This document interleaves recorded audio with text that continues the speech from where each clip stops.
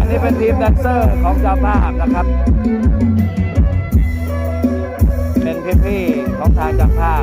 แต่ใส่เสื้อชนะคนนะเสื้อทีมที่ผมเคยทำให้เสื้อแดงนะฮะ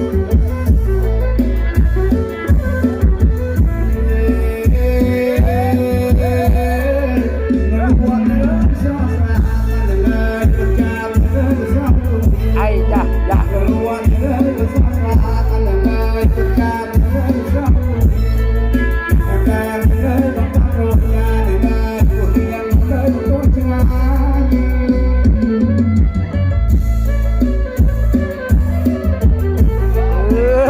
สรุปหน้าบ่าวโบหน่อย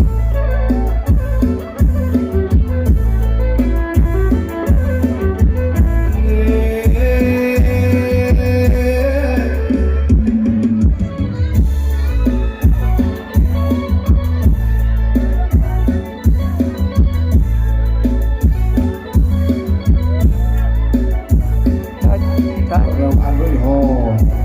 ไม่อยากกดสรุปสโลโยสโลหน้าบัตรสโลหน้าบัตร